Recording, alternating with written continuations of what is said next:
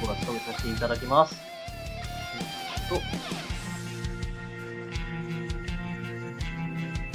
次のゲームは、ロマンシングサガミンストレルソングリマスターの FS サルインニューゲームとなっております。解説の方がいらしておりません。視聴者の皆様方、ご協力のほどよろしくお願いします。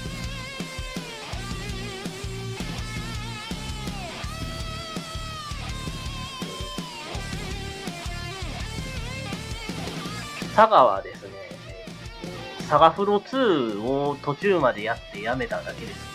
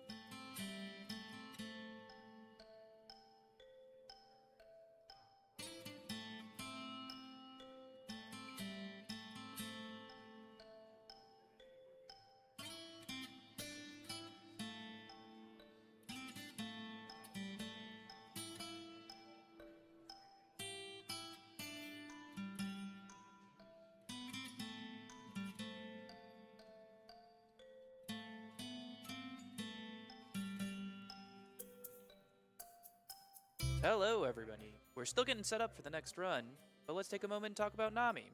Did you know that NAMI is the largest grassroots mental health organization whose work is focused around three main pillars: education and support, awareness, and advocacy? With education and support, there are 48 state offices and nearly 700 affiliates. NAMI offers a host of signature programs, presentations, and support groups that are available free of charge.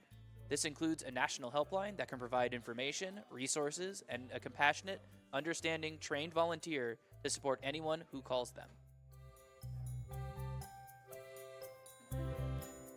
We will be supporting NAMI.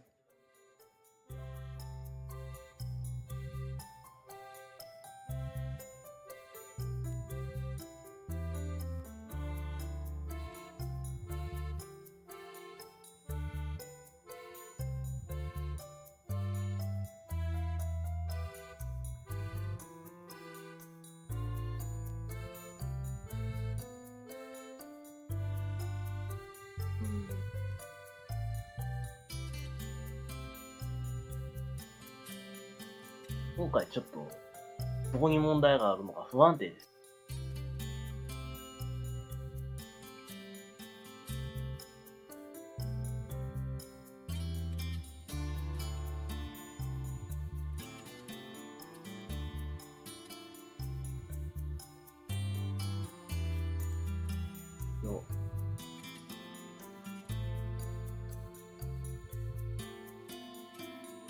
はい、じゃあ、イベントについて。現在ジャパニーズリストリームでは RPG リミットブレイク2024の予想に日本語ミラー配信しております。RPG リミットブレイクは、特に RPG に対してフォーカスしたチャリティー RTA イベントで、そのジャンルの特性上、タイトルの平均時間が比較的長めになっておりまして、他ではなかなか見られないようなタイトルも予定されております。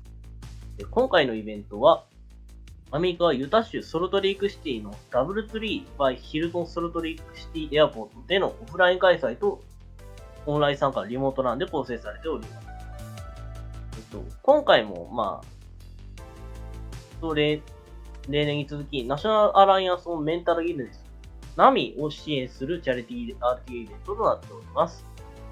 ナミは、精神疾患を持つ方やその家族、心の不調や悩みを持つ方たちを支えることを目的に設定された非営利団体です。固定のゲームには寄付と関連してカテゴリーの変更、エンディングの選択などが予定されており、各項目ごとに設定された目標寄付金額を達成した際に行われます。また、寄付金額を表に満たしたビット号によって、キャラクター名や選択肢などが決定されることもあります。寄付額に対する報酬は URL からご確認いただけます。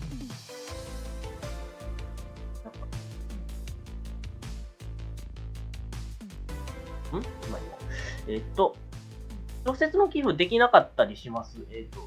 今回イエティから、RPG リミットブレイクコラボグッズが発売されておりますので、そちらを購入していただくことで間接的な寄付が可能になります。イベントは、今日の未明に、ついさっき始まりまして、26日日曜のお昼12時半頃までやっておりますので、スケジュールを見ながら、はい、お楽しみください。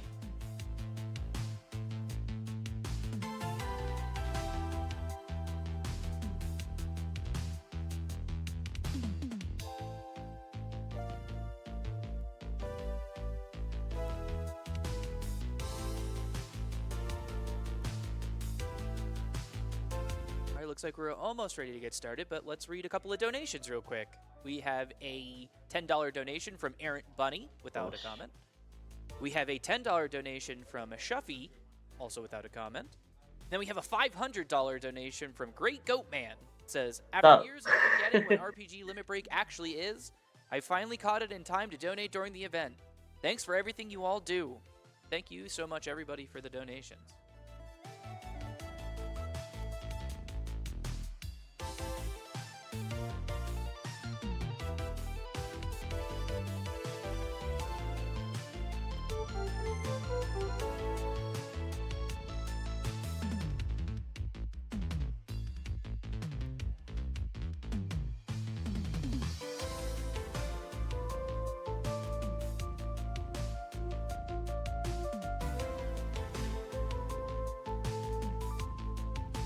All right, everybody, I just got the signal. It looks like we're ready to go. I'm going to throw it over to AurionSkydragon, who will be running Romancing Saga Minstrel Song. Take it away. All right. Thank you very much, RJ. Hello. Welcome. Hi to everyone in the audience. Hi to everyone behind the computer screen. My name is AurionSkydragon, and this is Romancing Saga Minstrel Song Remastered, the first of many sagas that we have on our lineup this week. I'm going to be running a category called 10 Fatestone Saruin New Game, and what that basically entails is I am going to be fighting a powered-up version of the game's final boss, known as 10 Fatestone Saruin, or 10FS for short. Normally has a few restrictions in play before you can face him. The most notable one being we need to be on a New Game Plus, but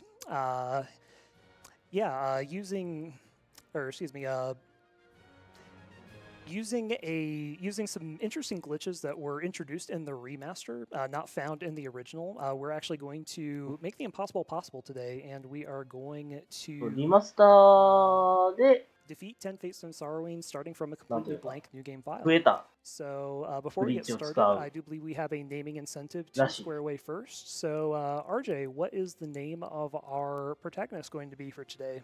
It looks like we will be naming Gray Kingston. All right. Thank you very much for donating to that.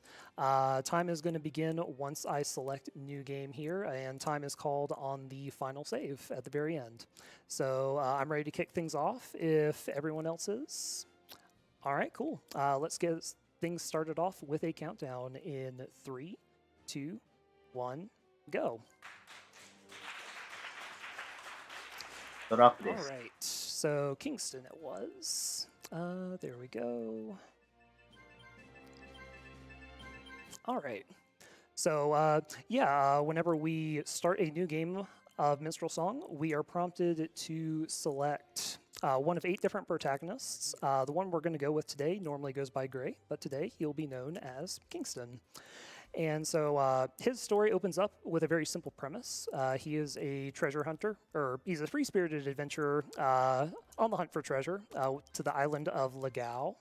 And he has 2 companions with him, Galahad and Miriam. And that's kind of it. We're pretty much thrown right into the thick of things, given pretty much free reign over where to go, what to do, almost immediately. And so our first order of business is to actually get off the island, because we're not going to look for treasure here. And that starts by hitting an invisible flag. By earning enough money, we can get the boat to appear early. And so we just sell a couple of items to hit that flag very easily. It's about 200 and some change. And as you can see here, we are dismissing our party members before we even get a chance to know them. But rest assured, they're going to come back in pretty important ways later on in the run. So yeah, now we're off to the mainland. We have some other objectives we would like to hit first. And so what I'm going to do next is I'm going to hit up a couple of towns, going to pick up a few maps to enable fast travel for when we visit them later. Fast travel is a nice little quality of life addition that was added to the remaster of Minstrel Song. And speaking of quality of life, you probably noticed by now that this game is running pretty fast. That is because the remaster also added a speed up feature. And so we have things cranked up to 3 times the normal speed, and that will not be changing anytime in the foreseeable future. So needless to say, it makes things a little challenging to commentate.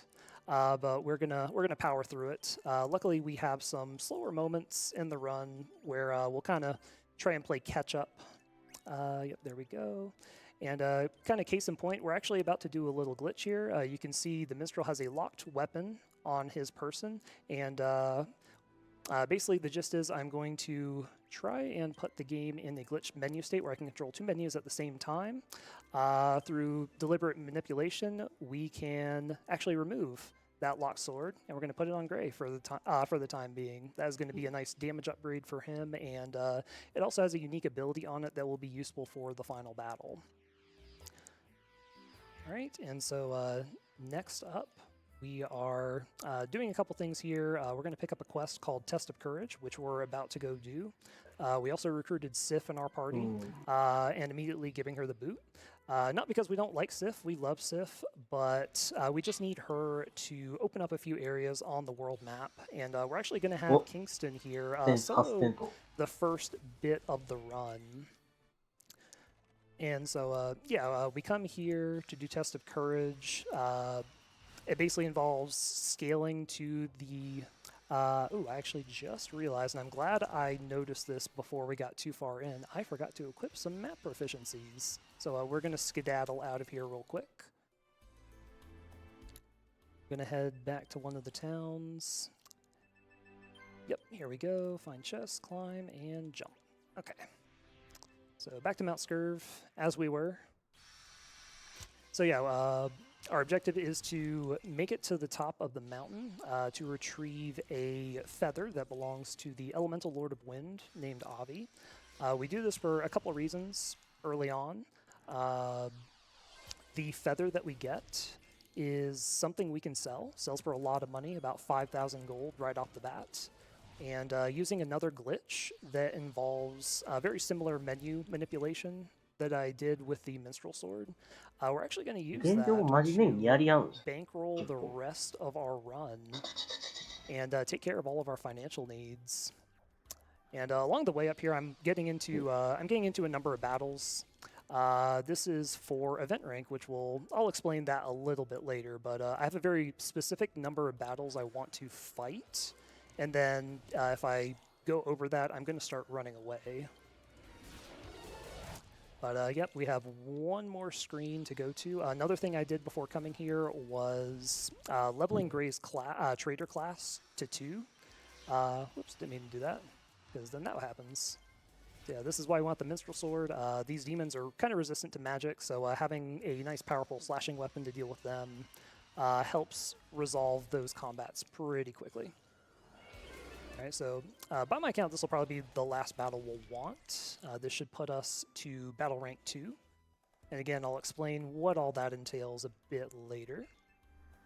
So yeah, the reason we leveled Gray's trader skill to 2 was so that we could get his survival skill to level 2 so that we can use the climb proficiency to scale up this final screen here. And map proficiencies are useful abilities that aid in exploration. As we see there, climb up walls, you can jump over gaps, gather resources, sneak past enemies. They're very useful. So we made it to the top, we picked up our feather, and we will now be greeted by Avi himself. He's going to ask us for a favor. He wants us to go visit his friend Pyrex and return an item for him. We're not actually going to follow through with that, but we do want to go to Mount Tamae, which is another reason why we do this quest first. So we open up access to it a little bit earlier. So we have a few resources under our belt now, and our next order of business is to strengthen our party. But first, we actually need to build a party first. So that's what we're working on now. I'm going to be hopping between pubs here, looking for a very particular character named Jamil. Jamil is super critical to the run. In fact, there he is. We just wedge ourselves in there. And here we go. This is Mr. Early Game. He is going to help us get through this, the early stages of the game pretty much single-handedly.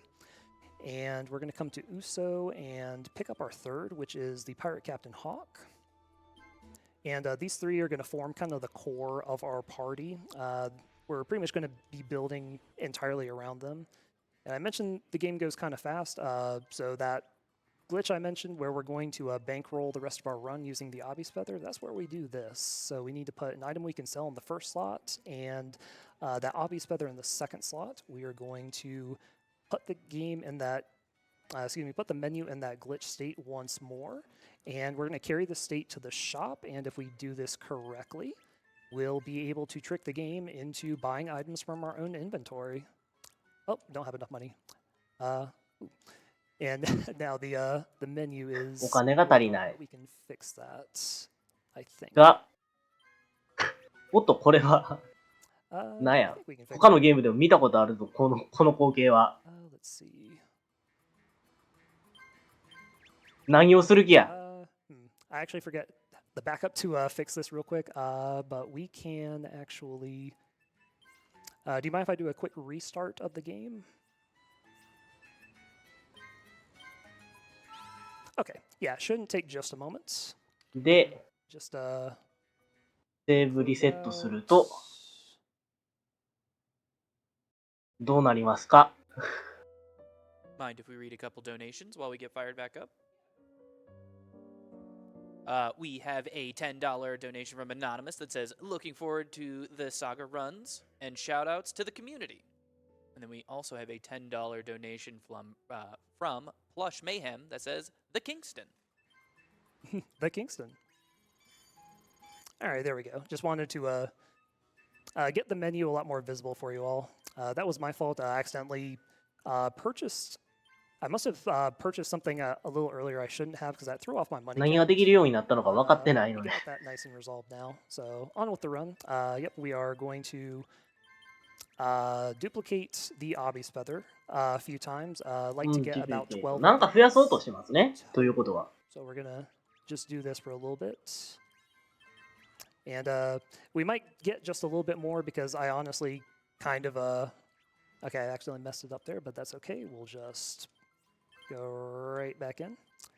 Yeah, if you do the inputs a little too fast, the inputs will get dropped. So timing is pretty key. I think I just got a little ahead of myself there, trying to make up for the lost time from that little blunder. So yeah, I'll do 2 more just to be safe.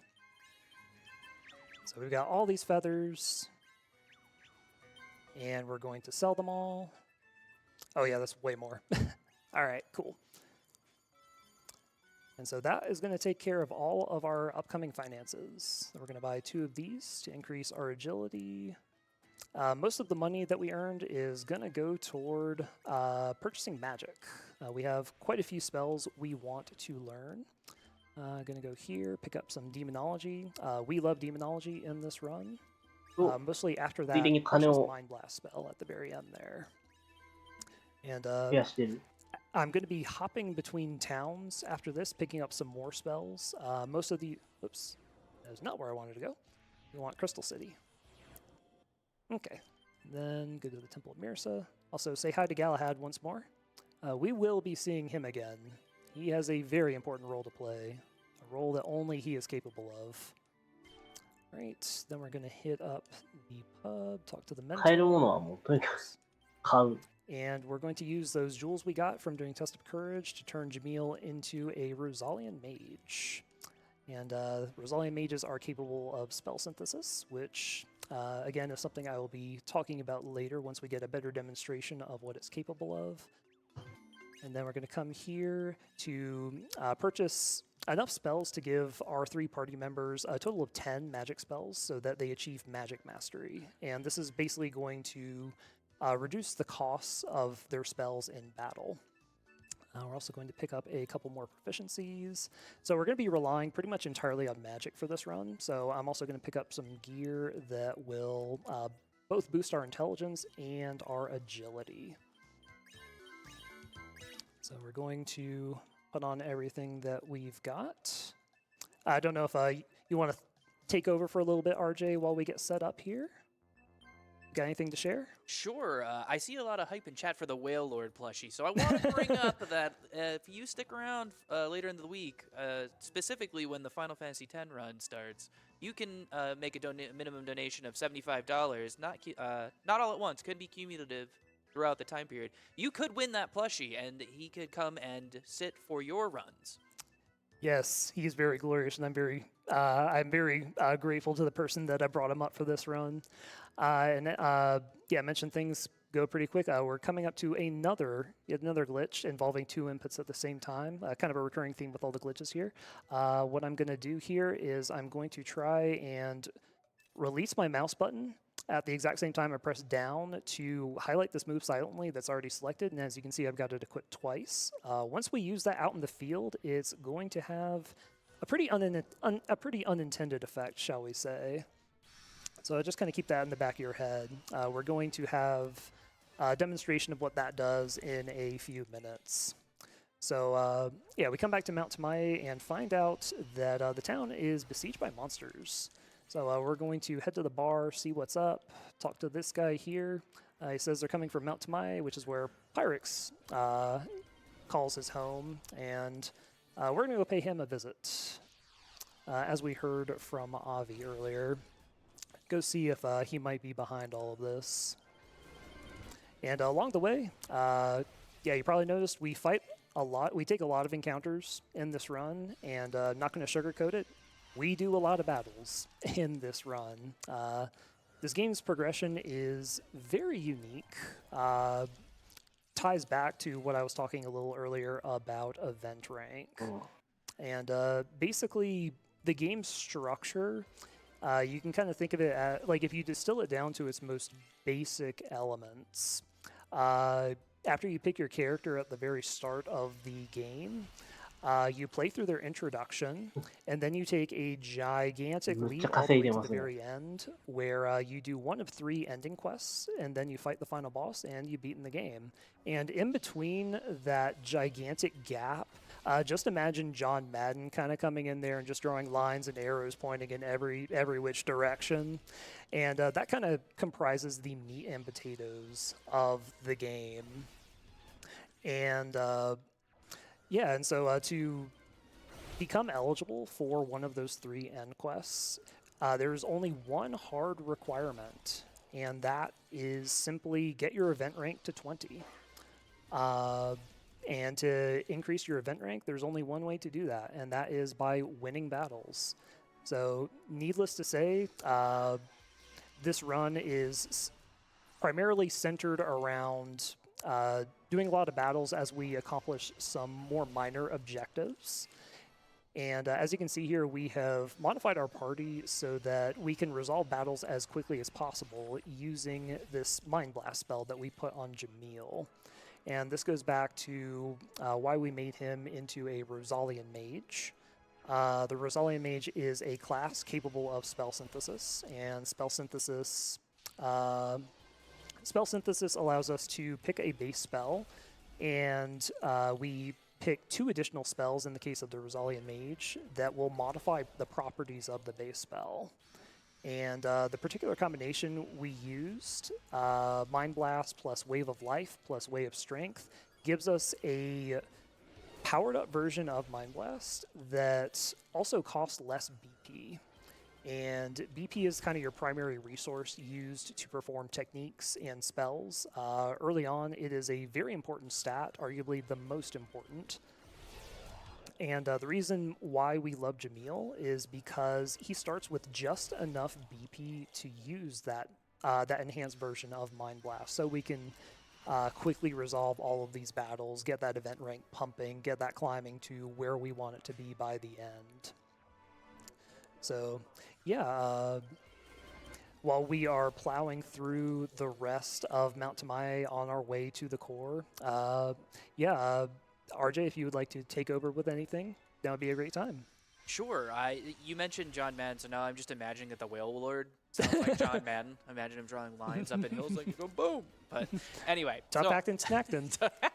So I mentioned the Whale Lord, which is actually not active for the donation zone. So let's talk about some things that are. If you don't make a donation, minimum donation of $250 up until the end of the Final Fantasy IV run, you can win a replica Buster Sword. If you make a minimum donation of $75 by the end of the Live Alive run, you can win a custom Game Boy Advance SP. And we have some game giveaways. You can, for a minimum donation of $10, you can win Bravely Default, Saga Frontier Remastered on Switch, and then this song you could also win. Yeah. So get those donations in if you're interested. Not only does it help out Nami, and not only can you influence some runs with incentives, but you could also give yourself a chance to win something cool. Yeah, I gotta say, that Buster Sword, absolutely fantastic. Whoever made that did a fantastic job. It's absolutely massive. It's right behind me, and I'm constantly intimidated by its presence. Okay, so I mentioned earlier that that duplicate proficiency that we put on, we are about to see that come into play once we get out of here. Jamil's going to take a quick dirt nap.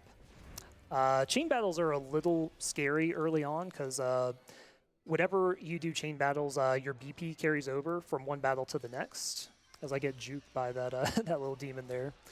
And so we only have enough BP right now to cast like the one Mind Blast, but that's going to change pretty quickly. All right, so here we go. We're going to use that duplicate move silently, and wait a moment, and we're somewhere completely different. So that was a wrong warp. That is what happens when we do that. We ended up in the lair of Pyrex. Where you wind up to, where you wrong warp to, depends simply on the area and the game that you're in when you use it. So in that case, the 5th floor of Mount Tamae always takes you to Pyrex's lair. And it's kind of silly because where we were, Pyrex's lair was just a hop, skip, and a jumping away, but it's technically faster to do the wrong warp, so we do that instead. We'll do it again to take a shortcut back to the entrance. Whoops. Didn't mean to do that. Oh. All right, I have to take a slight detour. My fingers got happy feet, pressing a little too much. Okay, so next order of business. Yeah, Knights Dominion. We're going to do another side quest called Pride of the Knights. We're going to go here to get that started. Going to head to this abandoned keep. We see two knights here. Whoops, Theodore and Raphael. They need a little help clearing out this keep, so we're going to lend them a hand. They will join our party temporarily. And a slight optimization is I'm only going to have them defend because there's a chance if they do any other action, they might get some post-battle stat increases, and that just kind of takes up some time since we're not going to be using them permanently. We don't need them to get stronger. Okay, good. Jamil got that Mind Blast off. Those little rolling bugs are a bit of a problem because they have a high priority move that can stun, and if Jamil gets stunned, no Mind Blast, and that's a problem. All right, so we're going to clear out one more enemy in here, and we're going to do the wrong warp again.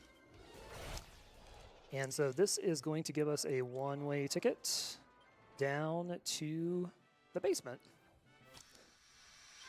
And I don't know if you can tune in to the audio, but a cute little thing whenever you do the wrong warp is the victory fanfare music starts playing for whatever reason. And I find that kind of funny because it's like, congratulations, you broke the game? So, yep. So yeah, before we finish up this quest, we do like to clear out the enemies in here, mostly for the jewels. Jewel count's kind of tight early on, so trying to fish them in a way so we don't get chain battles, but it didn't quite work out there. But luckily, these enemies will go down pretty easily, so now we can save the Mind Blast to sweep this one.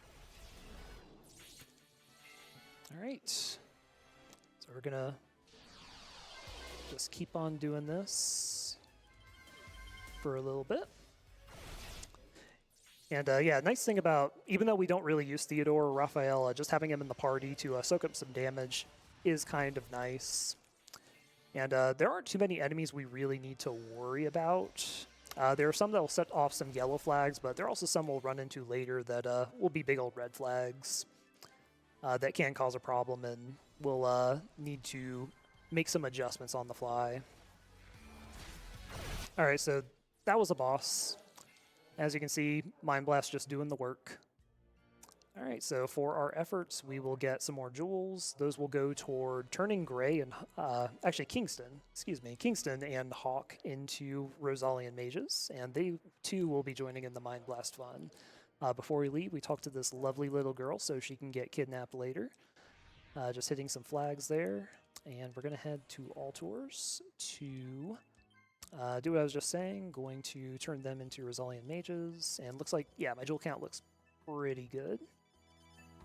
So I want enough to turn both of them into mages, and we're also going to hit a couple of triggers, hit a couple flags to advance the Ice Sword quest that we will be doing a little bit later. And so, yeah, with those minor little objectives out of the way, now we're going to begin kind of the first. I know we've done a fair bit of grinding up to this point, but now this is kind of the first part where we're only interested in grinding our event rank. And actually, before we do that, need to give them some agility increasing items here, because we are going to have them, like I said, join in the fun. Although both of them will not be able to use it right away because their BP growth hasn't been the best. I'm actually going to keep them in the back for now. Both of them just need their max BP to go up just by 1, and then they'll be able to cast that Mind Blast at the start. So, yep, just got to be a little patient there. And that's actually a pretty good segue into talking about how characters get stronger in this game. So this game, not only just this, but most other Saga games forego a typical leveling system where you fight enemies, you gain experience, you level up, and your stats will increase. And speaking of, we just got our BP increases, so now they can both cast Mind Blast at the round start. So yeah, and there are a lot of different variables that go into how your character's stats are raised after battle. Far and away the most important variable is the action that they take in combat. Every type of skill, every school of magic has different growth factors for all the stats. And we're using exclusively Demonology because it has the highest BP growth in the game, or at least it's in the highest tier, and it's the one we have most easy access to. And as a bonus, Mind Blast is a Demonology spell too.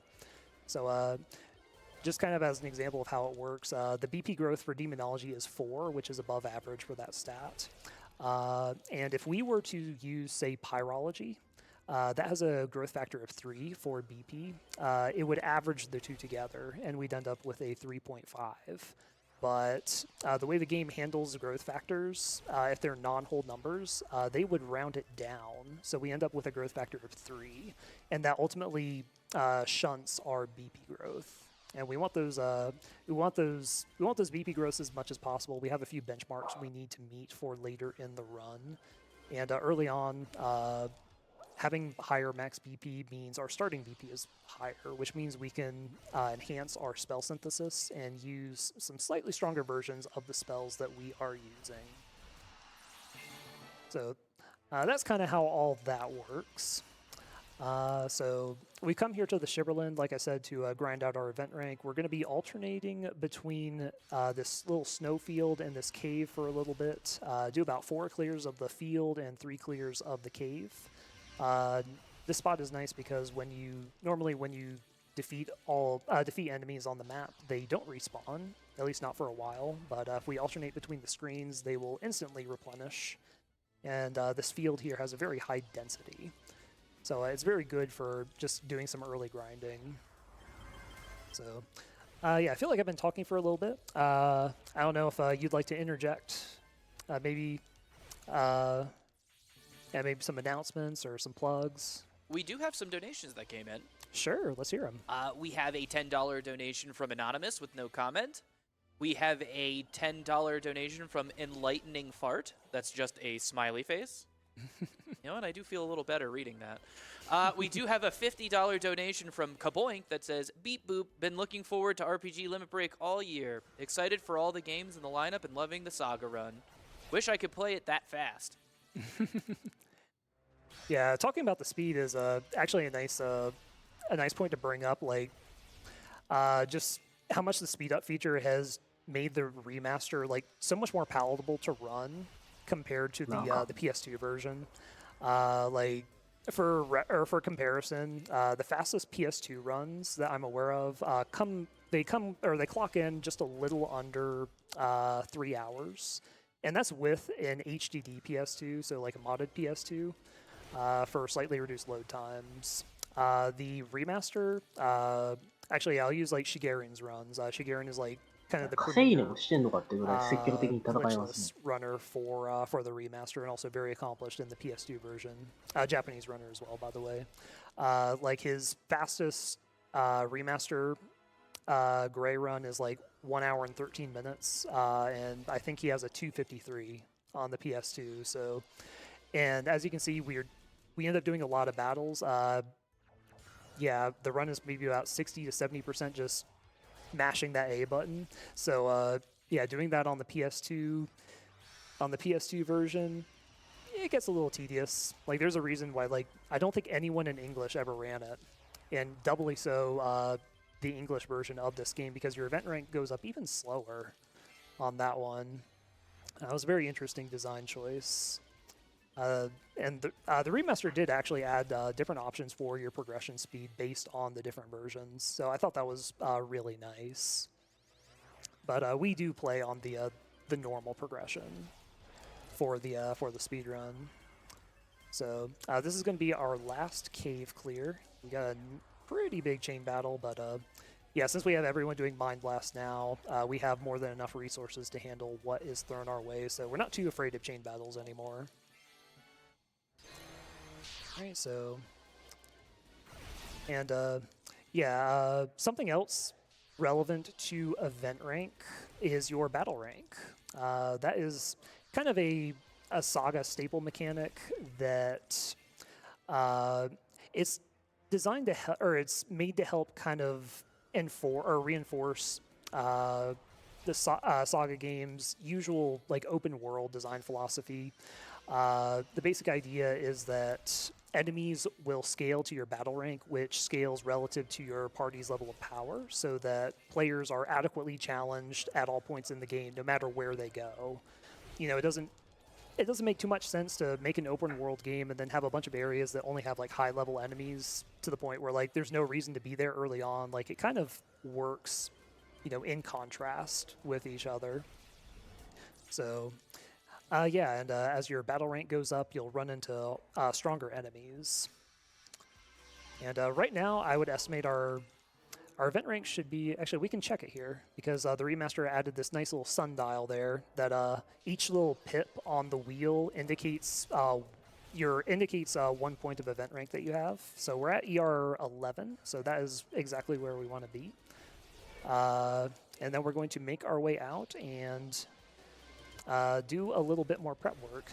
This is actually one of the red flag enemies I mentioned earlier, so we're actually going to run from this one. These Aqua Drakes have a lot of HP, they attack very fast, they hit very hard.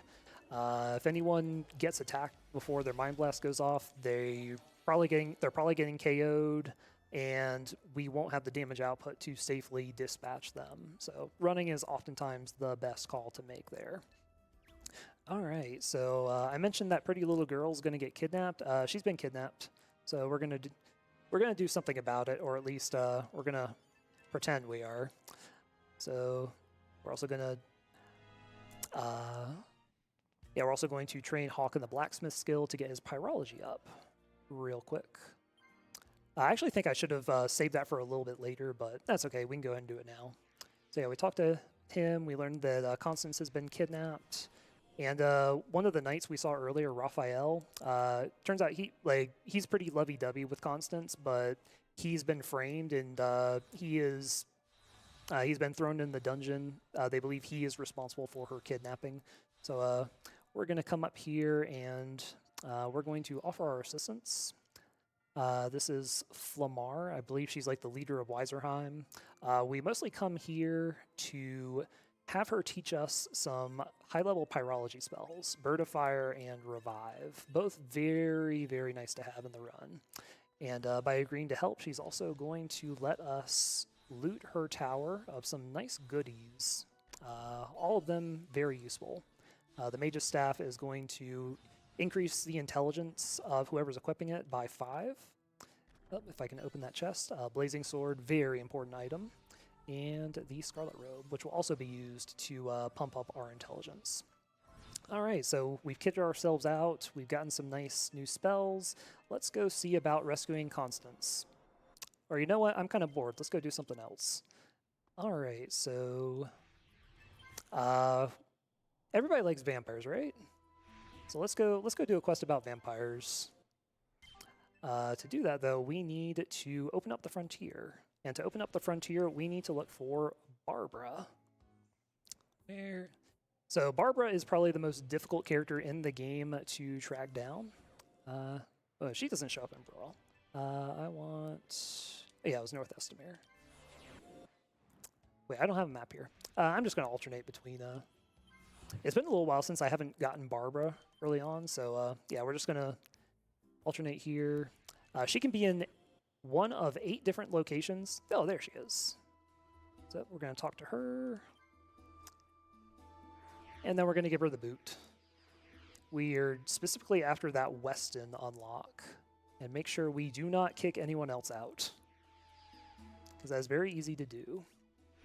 Alright, so yep, now we make our way to the frontier. And normally we have to cross the new road to get to Weston, but using our handy-dandy wrong warp, we arrive instantly. Alright, we're going to pick up a map so we can fast travel to the pub, and we're going to pick up that quest about the vampires. And this is yet another quest we're going to start, but we're not actually going to do to completion. We actually do a lot of that in this run. We make a lot of promises and don't hold up to those. We make a lot of false promises, basically.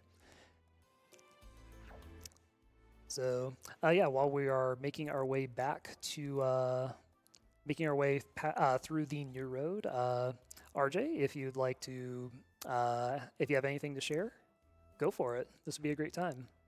Sure. Let's talk about the merch store. Did you know that RPG Limit Break launched a merch store for this year? You can get anything from hoodies to coffee mugs to fanny packs. And the best part is all the proceeds from the merchandise go directly towards funding RPG Limit Break, so we can continue to bring you these awesome live events every year. To visit that store, please visit www.store.rpglimitbreak.com. They do have some very nice merch. All right, so, okay, yeah, we did that. All right, so coming up is yet another glitch. And this is probably the most difficult one to explain, and kind of full disclosure, I do not have a full, technical understanding of how all of these work, just kind of a surface level understanding, but sometimes that's kind of all you need. So what we are trying to do, we are trying to carry that bugged menu state back here. Not getting it. So yeah, this is the blacksmith. We're gonna use this to, there we go. So, yep, we do that. All right, cool. Yeah, we use this to modify our weapons. And with what we just did, we've actually tricked the game into, it actually thinks we're in the sub menu. Like after we've selected a weapon, we can choose how to modify it. But the game still thinks we're in the menu above that. And by doing this very deliberate process, we are actually able to modify this blazing sword that we just got. We're able to, there's normally a hard limit on the number of times you can modify a weapon, but by using this glitch, we can actually modify it infinitely. And so what we're after is we want a +6 DP modifier on that blazing sword. So we just got that. Actually, let's just double check. Yep, there we go. All right, cool. So with that, now we're gonna go rob some graves. Kind of makes you wonder, like, what is the point of all this? Like, things kind of go pretty fast here. That's no good. Basically, we're just gonna save scum until one of these graves has what we're looking for. And we're just going to keep save scumming until we find it. If we guess wrong, we either get enemies to show up or we fall through a trapdoor. Yep, it is any one of these 12 is random every time. So, yep, we just keep checking until we get it. Oh yeah, by the way, we recruited another character named Herman while we were in Weston. He is going to be one of our final party members, and once we do this, we're also going to get, we're going to get into a battle there. I just know it. You know, I was tempted to, maybe ask the audience for some numbers to see if maybe they might be able to guess which tombstone it is, but I don't know, I could definitely use some help. 18, that's not within the range, buddy. All right, we're gonna divide that by 12 and use the remainder, so that becomes a 1. All right. Careful what you ask for, Arian. All right, so it's literally the last one we checked. That was the one I was gonna say. Of course, it's always the last place you look, so it's gonna be right here. All right, there we go. So we do this to get the chalice. To get the chalice, we have to start the vampire quest. This is a super duper important item. Definitely helps enable what we are going to do at the very end of the run. And we're going to wrong warp out of here and show back up at the pub. And oh look, it's Miriam. You remember Miriam, right? One of our starting party members? No, that's what I thought. All right, well, she's in our party now. And with that, we are going to... Yep, we're going to head... No, we don't do this. I'm so glad I remembered this. We need to head to... Actually, no. Let's just head to Altors. Then we're going to head to... Fall Melvir. If I forgot to do this, it would complicate the run significantly. So yeah, we need to head to the Temple of Yukam. And we need to pick up some magic for our new party members. Also, get these for safety. Just some healing spells, status ailment recovery if we need it for the final boss. The main spell we're after here is that Fold Time. This will be super duper important. Then we're also going to pick up some illusion spells. And most of these, once again, we're trying to hit that that amount of 10. Oh yeah, I forgot. Just check. Okay, their starting BP is good. All right, so we're going to head to the Mentor. We're going to level up their Pyrology. Oops. Okay. And now we are going to do another round of item duplication. This time we are going to set up, so we have got the Blazing Sword, the Mage's Staff, the Chalice, and Scarlet Robe. Alright, so we want, the Blazing Sword and the Chalice up here. We're gonna do 2 rounds of this. 8, didn't get it there. Did not get it there. There we go. So yeah, at the bottom, what I'm looking for is 2 out of 3. If I get that, then I know I've done it correctly. So yeah, funny thing about the Chalice, you're only meant to get 1 of these, but it can still be duplicated via this glitch. And we're going to make several copies, because we're going to need them. So I think for safety... Alright, did 8 my input yet again. Yeah, I think for safety I like to make about 12 chalices. I don't know exactly how many we're at now, so I'm going to do 4 more. And then after this, I actually lost count already. Alright, we'll do 1 more. Okay, and then... Oops. Nope. Anytime we get like the 1 out of 3, oh, we didn't get that there. Anytime we get the 1 out of 3, we need to head back here and set this up. Yeah, while I'm fumbling through this, if you have anything you'd like to throw in, RJ, go right ahead. Be my guest. Sure. We have a $10 donation from Airplane with no comment.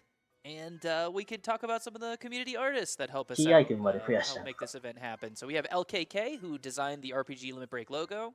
We have Mega Weasel and It's Casa, who design several of the emotes that you can access by subscribing to RPG Limit Break's channel.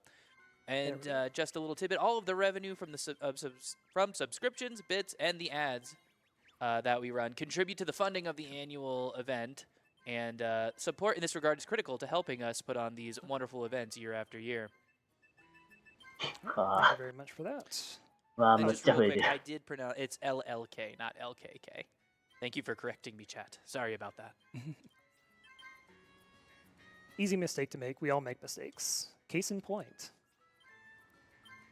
All right, so we're gonna do a second round. This time with the Mage's Staff and the Scarlet Robe. So the Mage's Staff increases our intelligence by 5. Nice thing about this is we can actually equip up to 4 different weapons. So we're going to equip multiples of these on Kingston, Hawk, and Jamil to absolutely skyrocket their intelligence to absurd levels. Levels they should not be able to achieve at this stage in the game. Between the Scarlet Robe and the Mage's Staves, we... oops. Yeah, between those, they are basically going to double what their intelligence should be, and that should be enough stabs. Right, there we go. So we got the Scarlet Robe. We're going to make 5 of these total. Okay, there we go. Took a bit longer than I'd like, but sometimes you gotta take what you can get. And then lastly, we're going to round out this last bit of preparation with some demonology. Oops. All right, and so yeah, this is kind of the fruits of our labor. Going to give all these mage's stabs to our characters, and you can just see that intelligence on the right there, just kind of just pumping up with everyone that we give, and the blazing sword. I'll talk a little bit more about what that does later and why it's so important. And then we load these characters up with nothing but chalices. All right. Oh yeah, now while I'm doing this, I do want to double check. The incentives for fighting death and the any % run have been met, correct? Correct. Both have been met. Awesome. Looking very forward to showing those off, and thank you very much for donating to that. All right, and so yeah, now that we have Bird of Fire, since enemies get a little bit stronger, we need to up the ante at some point, and this is where we do that. Bird of Fire is the strongest base level spell in the game, I believe, and then yeah, Strength and Pull. So yeah, and it also hits all enemies. So we're gonna throw that on both Kingston and Hawk.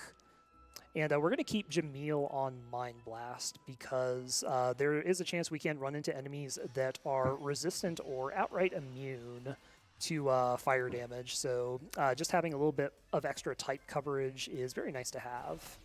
So that's what he will be doing. And yeah, so with this preparation is going to carry us to the very end of the game. So all that's left for us to do now is to hit that coveted ER20. And that involves a lot of grinding. Again, not going to sugarcoat it. So we come back here to Mount Scurv. We're going to do a few laps around here just fighting every single enemy we can. So RJ, like at any point during this, if you'd like to step in and interject, feel free to do so. But otherwise, it's basically just going to be me monologuing for a little bit. So I'll leave that completely up to you. Sure. Whenever you feel like it, just throw it on over. All right. But yeah, there's definitely still a lot of stuff we can talk about. The blazing sword that we got, and its interaction with Bird of Fire. So, and this actually leads to a nice segue to a mechanic I have yet to cover called LP, or life points. So life points are another resource that characters have in this game and other Saga games as well. Basically, when a character's HP gets depleted, their LP begins to take damage. And when a character runs out of LP in these games, well, it depends. It's a different effect in every Saga game, but in this particular title, the character is actually just outright dead. They will be ejected from your party, and if it happens to the main character, it's an automatic game over. So LP is a pretty important resource, and it actually has a secondary effect in this game. So I mentioned earlier that BP is the primary resource used for techniques and spells and the like. There are some moves and some situations that certain moves have as I get juked by that bird, certain moves have secondary resource costs, usually in the form of DP or durability points. Every weapon has durability. Whenever you use a move that costs DP, it'll subtract it from the weapon, and when the weapon hits 0 durability, it needs to be repaired before it can be used again. There are some cases, however, where instead of durability, it will actually consume the user's life points. So using certain moves will solely kill the user. This is the case for magic, because magic doesn't use weapons, and instead will use life points. Bird of Fire is one such spell that should be consuming our life points, but actually isn't, and that's because we went through the trouble of customizing that blazing sword through illegitimate means to have that +6 DP modifier, which will lower our DP costs, and consequently our LP costs. So now we can use this spell with complete impunity to just absolutely blow through everything we come across. And like, since we have to do so many battles, we've taken a lot of effort to just cut out as much cognition, as much effort as possible from these battles, so that we just kind of mash our face across the controller and resolve them lickety-split. We basically turn the game into an auto-battler at this stage of the game. And like I said, there are a couple enemies we could run into that will require us to change our tactics a little bit. We don't like to do that because that means we can't just mash A over and over again. And speaking of mashing, I don't know if the audio is picking up the loudness from my controller. If so, I do apologize for that. It's mostly a case of whenever we get to these post-battle stat gains, literally any input on the controller advances the dialogue. So it is typically in your best interest to just mash as hard as you can. So, yeah. So yeah, how about we talk about the story for a little bit, because we haven't heard too much about that. So yeah, the game has a pretty open world structure to it. The way it's designed is you're supposed to go to various towns, uncover events, side quests, interact with NPCs and stuff. And as you play the game, you'll slowly learn that an evil god that was defeated like 1,000 years ago or so is on the brink of resurrection. He has like 3 minions that are going around, sowing the chaos and the discord, as it were, trying to hasten their patron deity's return. And that is none other than Saruin, the main antagonist of the game. And in fact, with your event rank is actually kind of a measure of the in-game time. Like, the closer you get to ER20, the closer you get to Saruin's resurrection. And that also explains why the enemies get more and more difficult, since like they're like connected to Saruin and all that. That looked like it hurt. And so, yeah, so Saruin ends up being our final boss. And speaking of Saruin, so we're going to be fighting 10 Fatestone Saruin, and anyone familiar with the game has probably noticed by now we haven't collected any of the Fate Stones that are actually needed to fight 10 FS. And I'm here to say, don't worry about that. Everything's under control. We have something up our sleeve.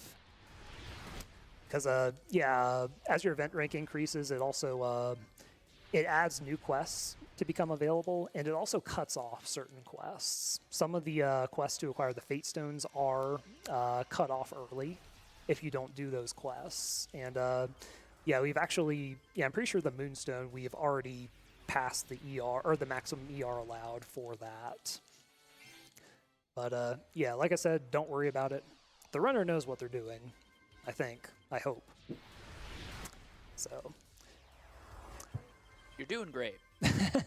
Thank you very much. I like to give off that impression when I do stuff.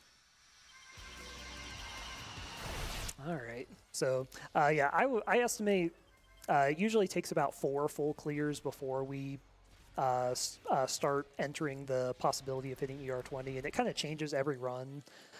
Because the number of battles you get into in like every area, it's different, and even further, the number of event rank points you get from each battle, it's different as well. Like, there's a random value to it. The difficulty of enemies also plays a factor. The harder the enemies, the more points you get. So you actually do want to see harder enemies when possible for that very reason.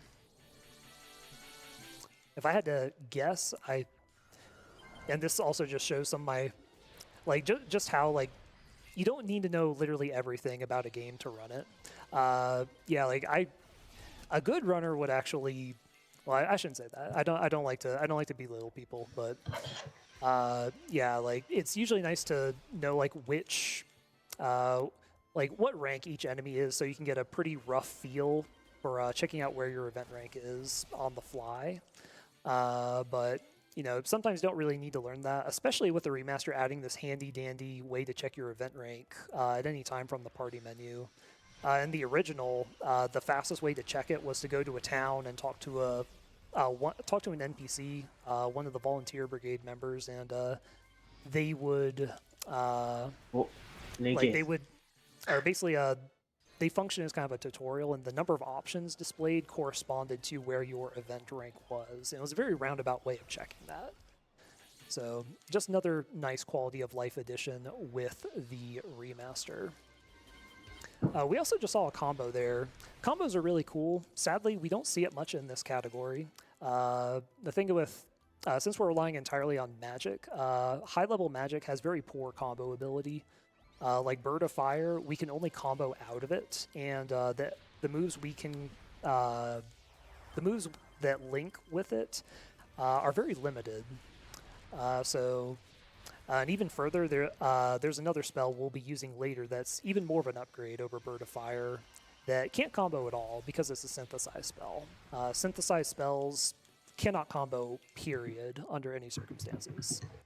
So, yeah, combos are really cool. There's a way to amplify your damage, and they look rad as heck. And that was something that was not in the original Romancing Saga. And yeah, I guess I haven't mentioned that. Yeah, this is a remaster of a remake.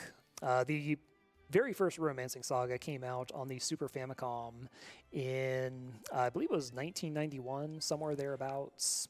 And it was the first in a trilogy.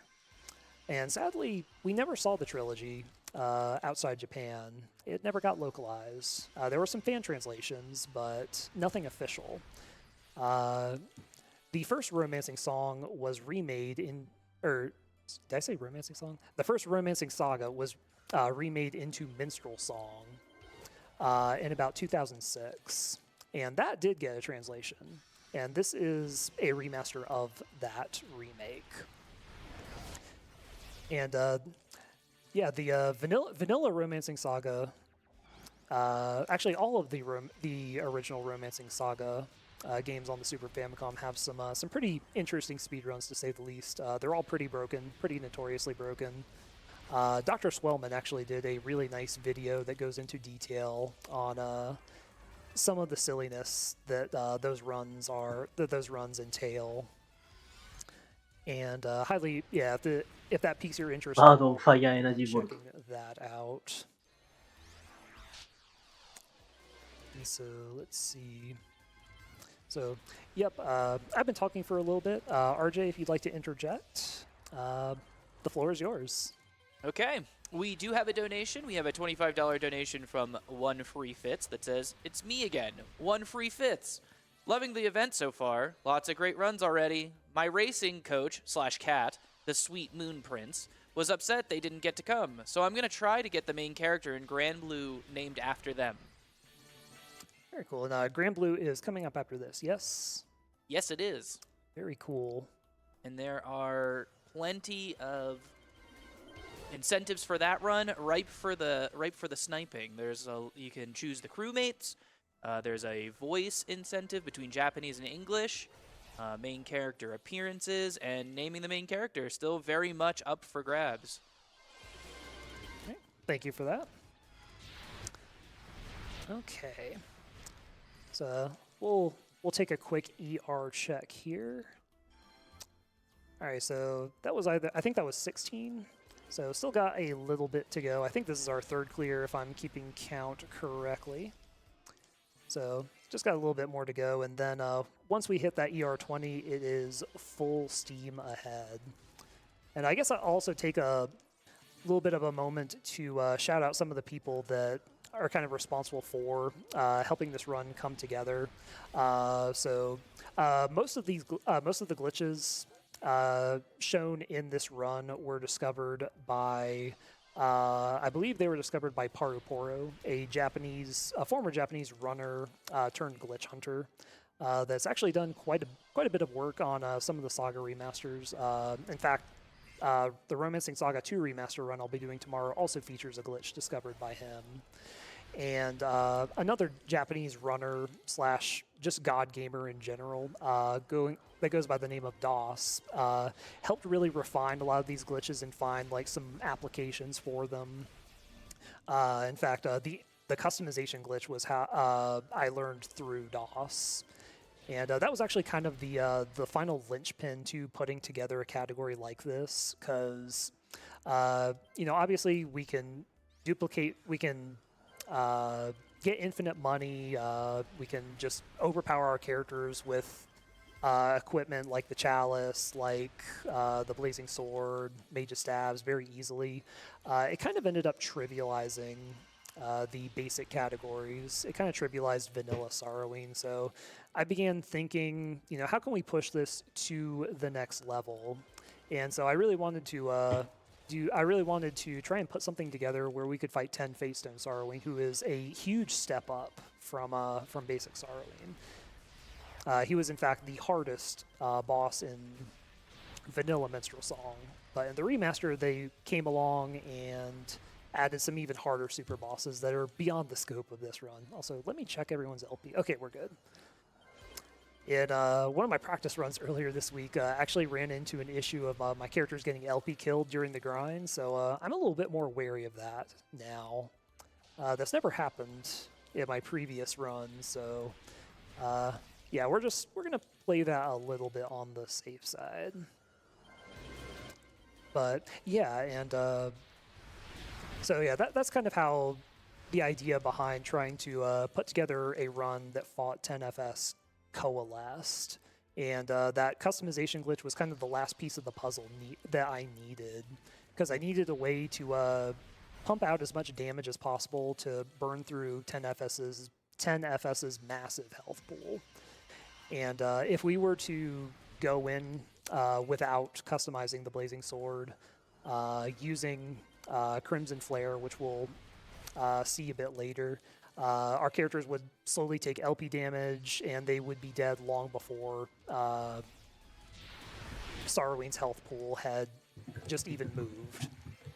So yeah, being able to cast all these high-level Pyrology spells with like no consequence was like the last piece of the puzzle.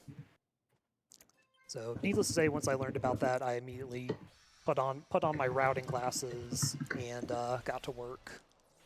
And that's how we got this. So yeah. I have a question. What's up? Are your routing glasses the same glasses you're wearing right now? Or do you have like special routing glasses? They're the same. Oh, okay.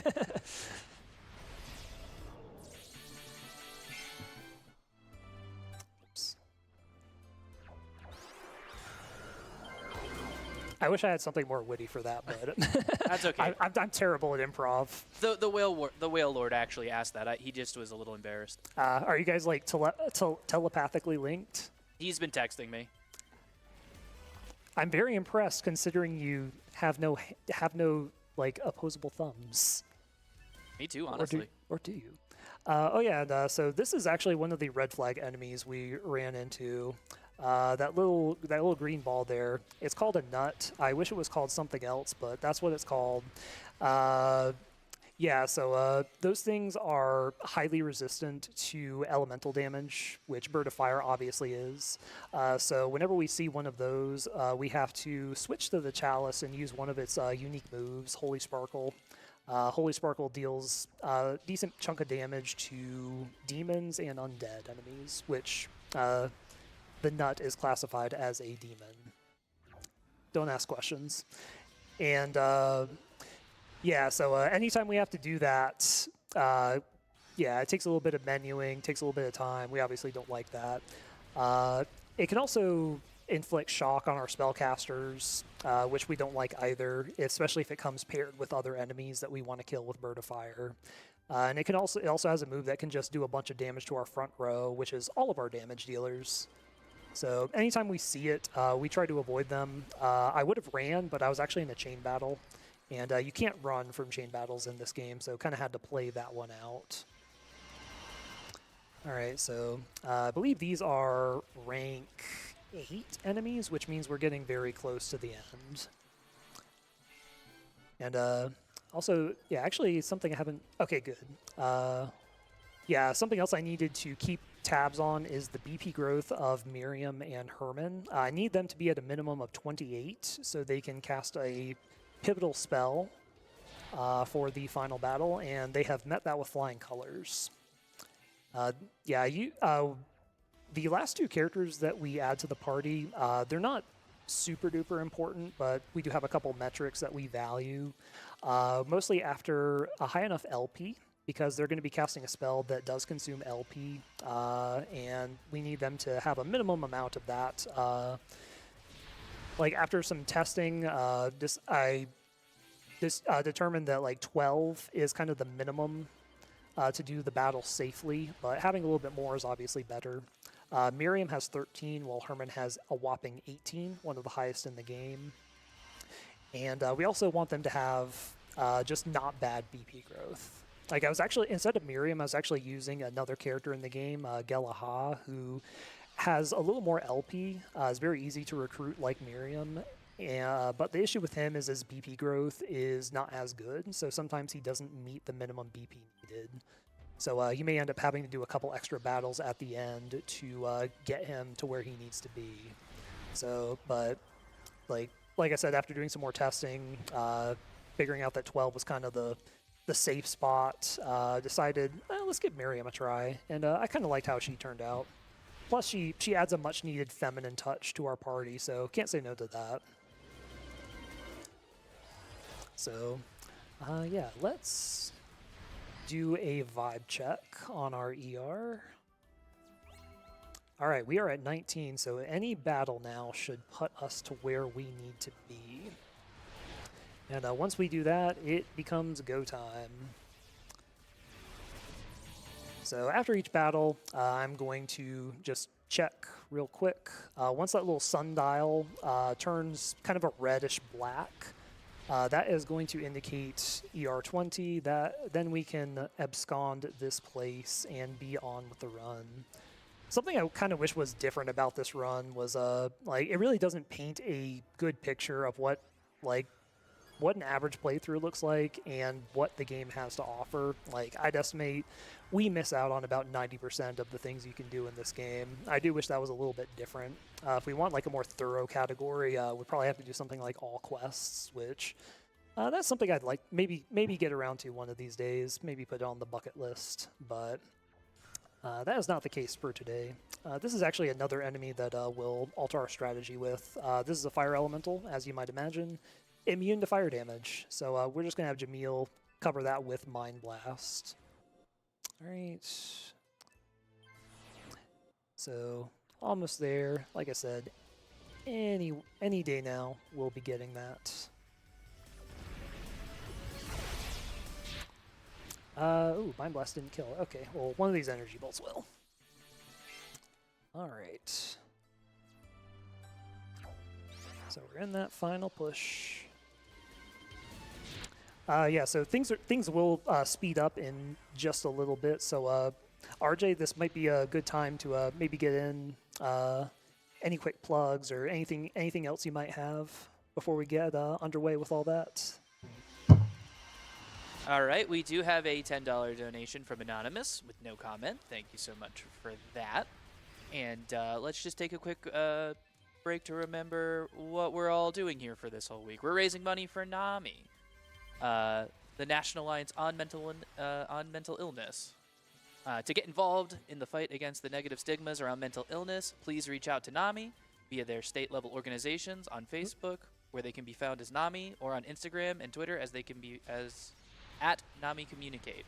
Remember, it's not a weakness to need help. Please reach out if you feel like you need it. No, it is not. All right.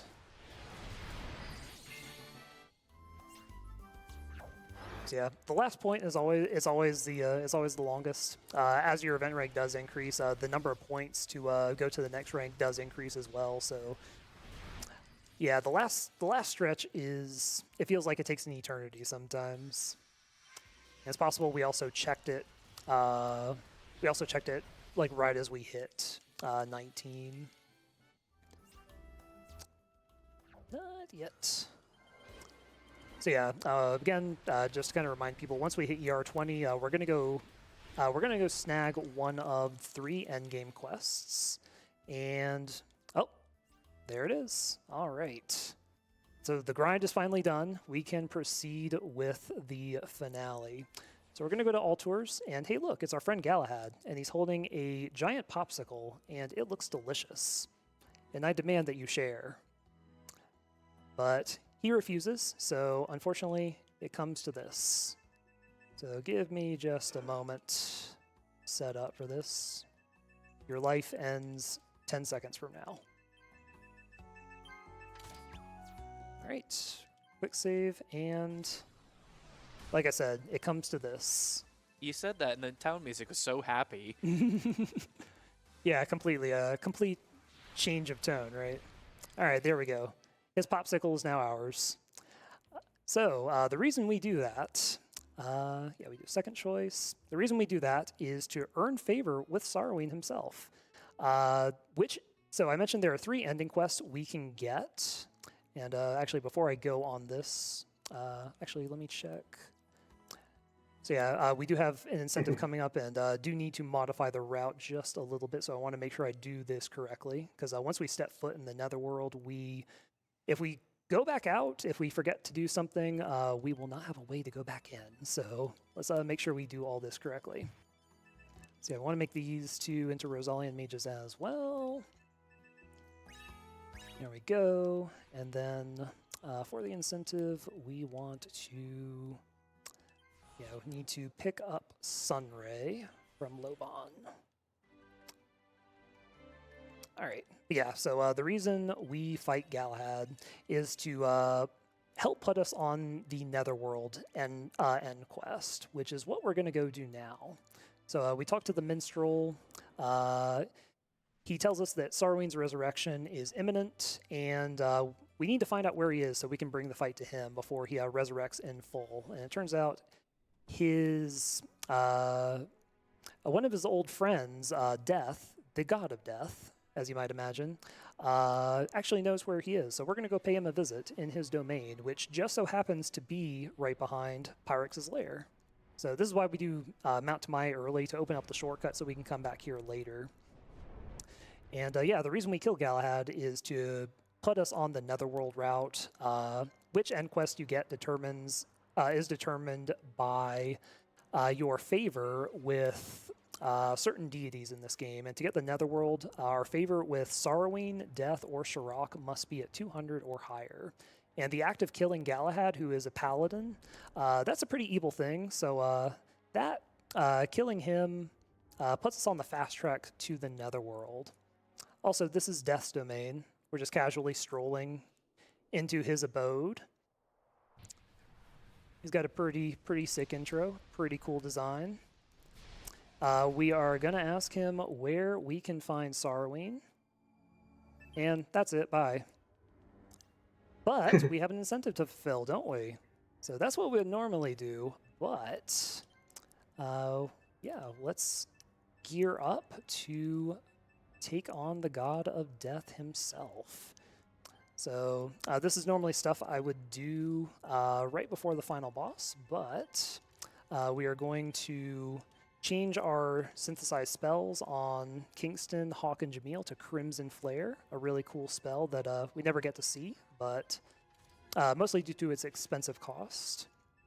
It's the highest single target damage spell in the game, and then on these 2 we put Hasten Time, another incredibly potent spell.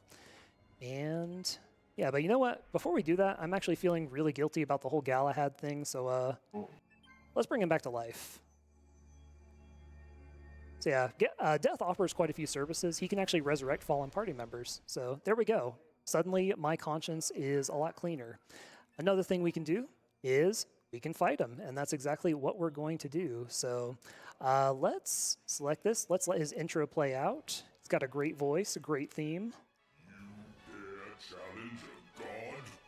Your conceit shall be your undoing. And here we go. And again, thank you very much for donating for this. So yeah, let's get to this. So our first turn, we're mostly focused on just surviving. We want to set up with, let's see, we want to set up with Miracle Water, which is a unique ability that is on the Chalice. It is going to completely fill our party's BP. And yeah, and so 何も佳境になりましたが、ここで9時になりましたので、司会交代させていただきます。ここまで司会抱負を務めさせていただきました。失礼します。Yeah, and then you're going to heal Hawk. We'll have Herman do this, do that. Yeah, I guess Jamil does that. And yeah, we'll get the party with Hasten Time started right away. So Hasten Time is a pretty good spell. And by really good, I mean it's incredibly busted, because what it does is it will end the current turn, And regardless of whether anyone has any actions remaining, even enemies, and it will also give our party a free action on the next turn. And what we can do is, if we have it on 2 characters, we can basically loop it over and over again. はい、ジャパニーズリストリームをご覧の皆様、おはようございます。欄の途中に失礼いたします。ここからは司会進行、大府さんに代わりまして、私、シレイユが担当いたします。よろしくお願いいたします。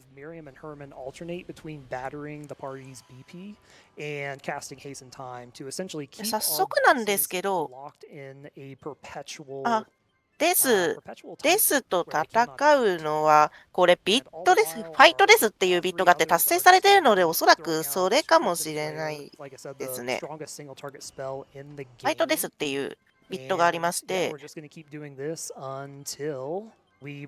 250ドル目標のビットがあったんですけど、達成されているので、おそらくそれですね。Doesn't look like that right now, but I think it just goes to show just how high grade Saga cheese can be. And this isn't the only game that features Hasten Time. All the other romancing sagas have it too, and it's just as strong. Maybe not as strong as RS3, but still very. ボーナス any% ランも達成されていますね、これ。Just kind of a good rule of thumb in general is any% のランもis probably pretty busted. 走られるのでしょうか。Time here we have Overdrive and Saga Frontier. I think the only クイ game ックタイムではめ倒してます。 incredibly potent ああ。is Unlimited Saga, but that game is a black sheep for several reasons. So that should come as no surprise to anybody. All right. So what we're seeing now is kind of a preview of what to expect for the final boss. Kind of a little spoiler alert. But yeah, it just goes to show it's effective and it works. And the chalice that we got, you're normally only supposed to get 1 of those per playthrough. But with the duplication trick, yeah, we completely changed that on its head. And there he goes. That is Death defeated. Our dance with Death is complete. デス戦終わりましたかね。Yeah, it turns out he's actually a pretty nice guy. He was basically just testing us to make sure that we could defeat Saruin. So yeah, a lot of characters in this game look kind of scary, like Avi, Pyrex, Death, but they're actually pretty reasonable. So I also didn't mention the Wrong Warp sees a lot of use in the Netherworld. There's a lot of shortcuts we can take with it. There's actually a pretty obnoxious jumping segment we had to do there, but we got to skip that using the Wrong Warp. So, and we can also just take another shortcut right on out of here. So, yep, so that was Death. We got what we needed. We now know where Saruin is, so let's go confront him. We are going to make our move toward the final area of the game. First off, though, we need to take a 残すはラスダンのみと。 rest なるほど。 from the party to get our LP back up. So let's go back to Lobon. And while I'm thinking about it, go ahead and put the smoke bomb back on, because we don't need to do battles anymore. If we get into any, then we're just going to run away immediately.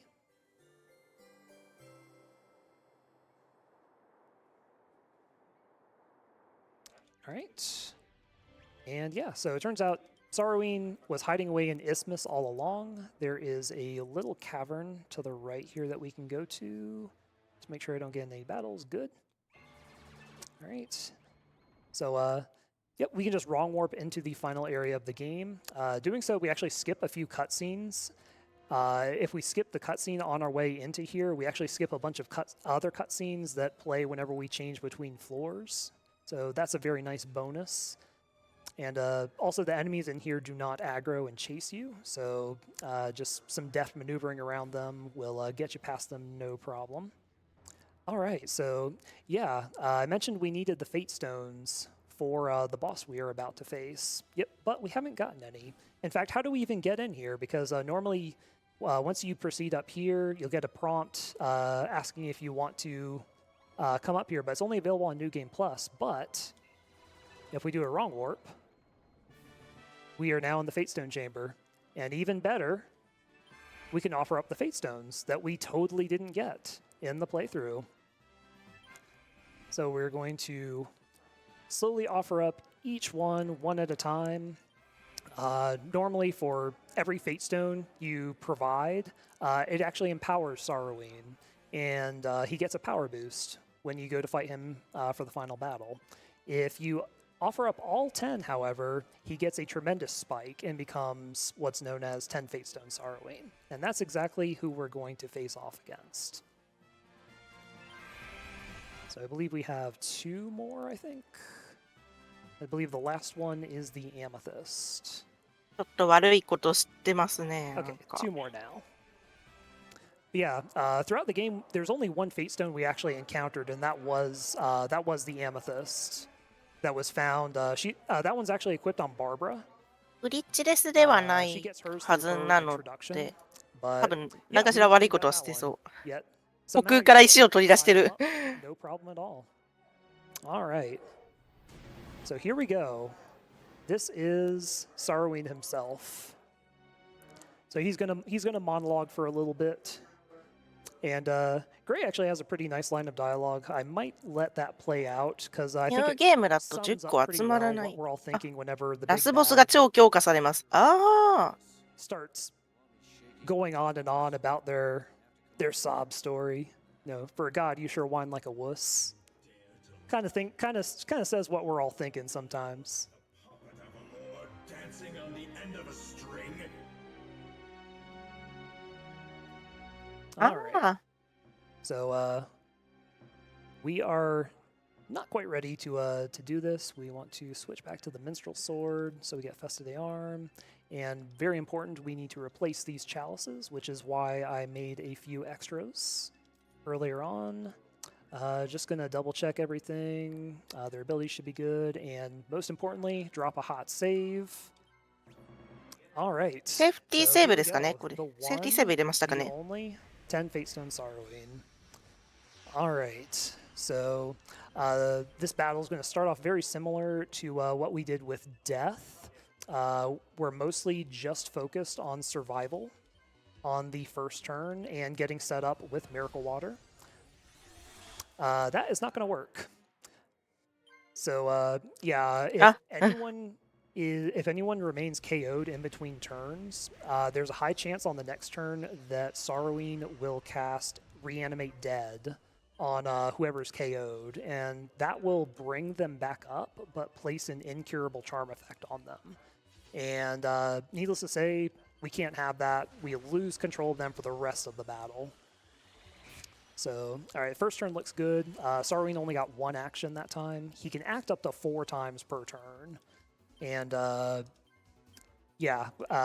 anywhere from 1 to 4. It's pretty random, pretty volatile. And actually, no, I want Herman to start with that. Oh, no. He's in time. There we go. All right, Empty Glimmer is good. That only targets whoever's in the front row, which we just have Hawk there. All right, great. We got the hasten time off, so now we can put him in QuickTime jail once again. All right, get everyone's BP up, and then, yep, begin the loop.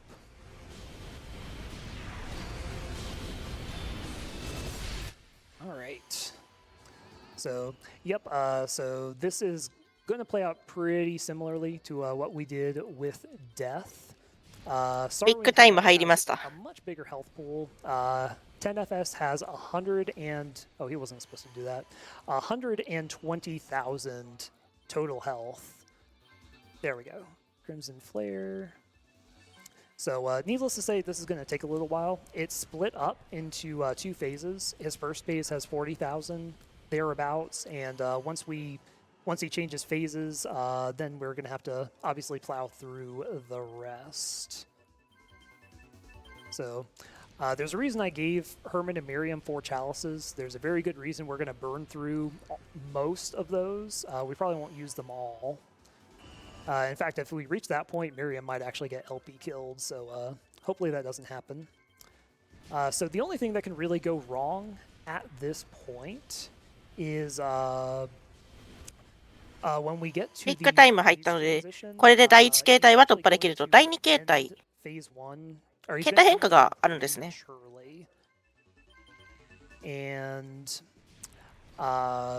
Yeah, he's going to do that before we クリムゾンフレア打ち放題。So he'll be able to act again, but it's not quite as scary as the first phase because there's a mechanic that comes into play when we get into the second phase. That okay, here we go.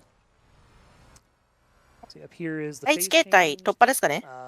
Turn ends early. 第 And, 2形態 in the background, there's a bunch of pillars that spawn in. Oh, where did my revives go? Actually, no, I don't think I fully revived. Oh well, I think we'll be okay. All right. Let's see. この形態が最後ですかね。どうなんでしょうか。 So yeah, so Saruin is free to act. We're gonna pray that he is merciful to us. That could be a problem. これで最後。 So yeah, ありがとうございます。 getting paralyzed. この形態を Not 倒 good. し We'll try て to see if we can salvage this. I don't know how it's gonna go, but just to be safe, I'm going to try and cast revive on as many クレジ people ッ as トの後 possible. に、クレジットと言いますか。 Yeah, we'll just have you attack, I guess, and then yeah. We're gonna see how this goes. Don't know what Saruin's gonna do here since he's free to act once more. Let's see, Crimson Flare. I'm actually gonna just have both of them cast Hasten Time. Whoever gets it. Not gonna lie, this could be going better. I think Jamil does have Revive up. That must have gotten dispelled. Okay, so sadly, I think we're gonna have to take it from the top here. So this is リセット入り this ま is した one of ね。 the perils of this final boss. He can be a little mean sometimes. So あ、第1形態からやり直し like I said, take it from the top here. Let's see. これは I'll do revive. Yeah, basically do what we just did. Yeah, since we have to go through all this again, RJ, I don't know if you want to take over with anything while we get back to where we were. Sure. We do have a $100 donation from Anonymous. Thank you for that. There's no comment, but greatly appreciated nonetheless. そうか、形態変化の時にセーブを挟む余裕がないので、 Alright, he's done.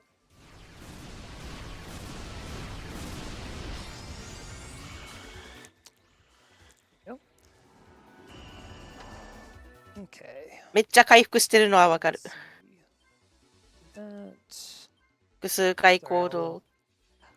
Just 怖 trying い to です make よ sure ね I focus on, あ、 on ワン this. チャン I do wish that ESD 超えるかも。 I casted revive on everyone. I think I forgot to do that on the first 1時 attempt. 間半でしたっけ ?ESD1 時間半だからあと3分半 You will make it work. Whoops. Crimson Flare. ありますけど間に合うかな Water. All right. あ、 So yeah, クイックタイム入る。 I'm only going to have Jamil in the back, buffing everyone. Actually, I forgot to. Yeah, I think I forgot to do this too the first time. That's クイ okay. ックタイム入りましたか So yeah, I'm having Jamil do most of the buffing since he's in the back row. The Blazing Sword actually, since we're channeling spells through it, it actually receives a damage boost based on our formation placement. So.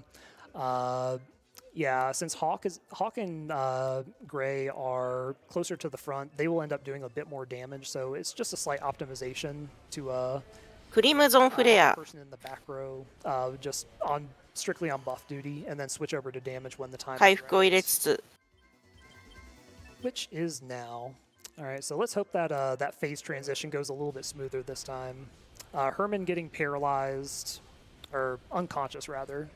Was very unfortunate, but we knew the risks when we decided to take on this super boss to end all super bosses.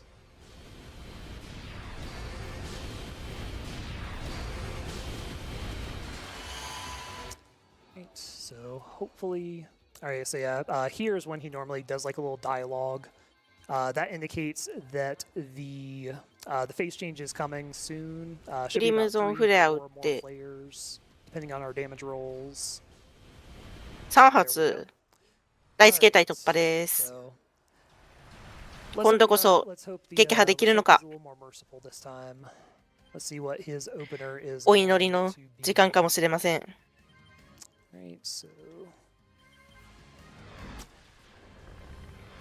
That won't work. That is a perfect example of what this boss is capable of. あー、リセット入っちゃった。One of the strongest moves he can do, and when he does it, he typically likes to do it multiple times. So sadly, we do have to run it back, and I do realize we're starting to go just a little bit overestimate. So feel free to step in if if we need to. オットハンド3回。オットハンドって。Understand that if necessary. So. オットハンド。I appreciate the encouragement. Thank you. とんでもなく強い技ですか？ He's the one that needs to be convinced. All right. So yeah, do that. Yeah, we want Herman doing the first haste. Mostly just because he has more LP to work with. So yeah, Empty Glimmer is fine. Hawk has the LP to tank all this. Okay. So, yep, we got him back in the loop. I'm actually just going to play the little safer here. ゴッドハンド。Go ahead and 確定で落ちてしまう。just have him help out with the reviving. Having revive on deck is a nice safety precaution for when we go into the second phase. Doesn't sometimes Saruin will or he'll be able to ほぼ dispel 単体相手のほぼ確定戦闘不能 there's 技 some。moves that 一旦に、それは辛い。パーティー5人いるから、3回やるとほぼ半壊してしまう。I guess if you haven't figured out, revive functions as like an auto resurrection. So very nice to have when it 魔法 works. バフでバフかけて、 Okay. So yeah, once again, 蘇生も入れたり。そ throwing して out クリムゾンフレア。 once more. クリムゾンフレア。クリムゾンフレア。ミラ And クルウ we're ォー just タ gonna ー。 keep doing this until we get to that second phase. クリムゾンフレアが1回、2回、3回。And yep, RJ, I don't know if you got anything you'd そして、 like to share. ミラクルウォーター throw it と over to you for a little bit if you'd like. なんか Or 時間のデバフですかねを入れて。 Sure. While we're approaching the end of the run here, just a quick reminder of what's coming up next. We have, we'll actually have an interview after this run with ビッグタイム。相手は次のターン行動不能。ずっとこっちのターンってことですよ。先ほどもちょこちょこコメント出てたんですけど、ずっとこっちのターンと。Incentives that have the opportunity to be swayed. 1、2、 thank you for that. 3。 So should just be one more round of Crimson Flare before we get to phase 2. It's quite unusual. Usually phase 1 is the one that goes wrong. Phase 2 is usually not too bad. But 第1形態、3度目の正直なるか。 completely, what a preposterous notion, right? 3度目の第1形態突破、果たして3度目の正直となるのでしょうか。奇跡の水で全員のその技使う BP、技を使うために必要なものを全開させて、クイックタイムで相手を行動不能にさせて、ここからは、って思ったらリセット入っちゃった。握手会。本番の魔物が4回つまり、1人以外全員落ちちゃったってことですか？ 1人以外。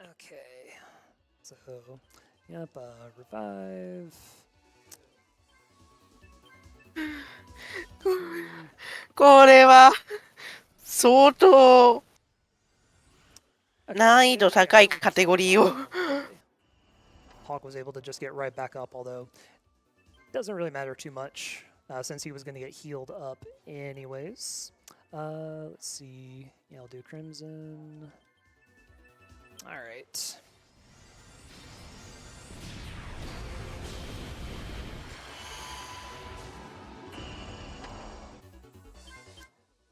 Okay, we'll have these two just finish off the revive duty. And then next turn I'll have Jamil use Festa Arm. And we'll give it another go. Give it the old college try. If at first you don't succeed, yeah, I don't know what happens if you don't succeed. What is this, the 5th try now? But we'll find out.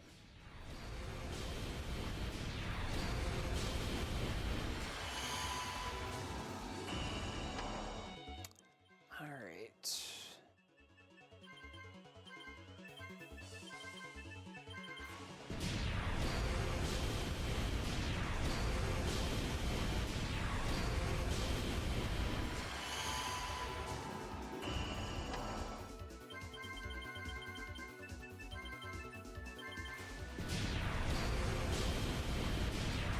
Crimson Flare. So, yeah, I guess, yeah, Saruin has a pretty volatile move pool. Let's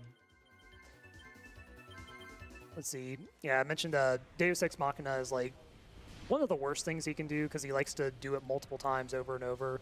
The one thing I'd really like to see is like Dark Nebula. Once we get to phase 2, like if we see that, then the fight's practically free. I think that's like all he does if he chooses to go with that option. And yeah, if we see that, we should be in the clear. That's a spell he only uses if we have buffs on our party. And the revive is not only is it used for safety, but 第 also 1形 used to 態 try and goad him 突 into 破、第 doing 2 that. 形態 We haven't 4回目 succeeded yet. 4回目ですかね。 Right. 今度こそ突破してくれ。 If we see Deus Ex Machina again, I had to open my mouth, didn't I? デウスエクスマキナ。 Okay, Deus that's Ex Machina. Only 2 people went down, and most importantly, Herman and Miriam are up. So we'll get Hawk to let's see, yeah, Kingston, and 握手 then 会、握手会か。 こ this. の Okay. デウスエクスマキナがやばい技なんです。やばいっていうか、即死技。 And then get Jamil back up, and I think we may finally have a winner here. あ folks. I don't want to jinx it. エルマンとミリアムに Fully up. Uh, ダメージソースっていうか、攻撃、then we 結構ダメージソースという should か、 be あ、クイッ good. クタイム入ったからいけそう。おー So, all right. I think it's この safe to エル say マン we と don't ミリアムが survive. The only 主に thing ダ that メー goes ジを入れてい wrong く感じですかね。 is お、 a クイックタイム。 or a severe input blunder, which I have yet to have happen to me, and I'd like to keep it that way. これはいけそう So, yeah. So yeah, I did mention there is a mechanic that comes into play when we come into phase 2. There are these. There are a bunch of pillars in the 奇 background. 跡の水と、あ For every pillar that's active, it will reduce the total damage and healing dealt across the entire battlefield. For that reason, あ、エルマンとミリアムがクイックタイムと聖杯での足止め。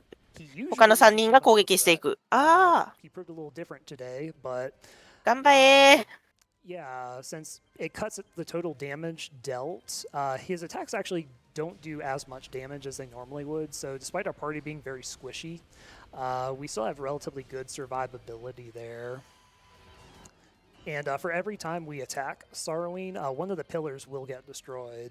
And by now, most if not all have been dealt with. So now we're back to dealing ク full リムゾン damage. フレアを At this point, it's just a formality of 打ちまくれ plowing through the remainder of his massive health pool, which I would estimate is maybe at about 50, 60,000 or so. So, yeah, we got a few more rounds of this. Yeah, we'll just kind of let it play out, enjoy the final boss music, and クイックタイムを入れて。 yeah. And once again, if you have anything you'd like to share, RJ, the offer still stands. Feel free to interject at any time.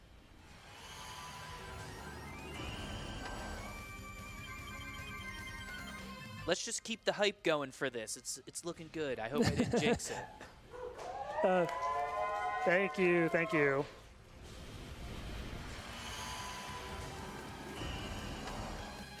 I really do appreciate the support, and I do apologize that this is going. Time is on the final save, which will be maybe about 20-30 seconds after the final hit. HP 6万。And trust me, I guarantee the any percent after タ this イ will マー be スト much ップ faster. も近づいてまいりました。イベントの後にセーブが入ると思うんです。このラスボス戦後の、いや、だいぶうろ覚えすいません。で、このラスボス戦後に多分イベントかなが入るので、その後にセーブが入りまして、そこでタイマーストップになるかと思います。Alright. Yeah, like I said, Saga runs going smoothly in a marathon. It's apparently a myth. Alright.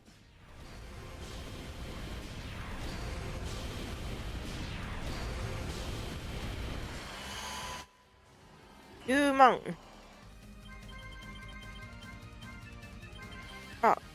So yep, as we can see, we're down to our last chalice on Miriam. There it is, finally.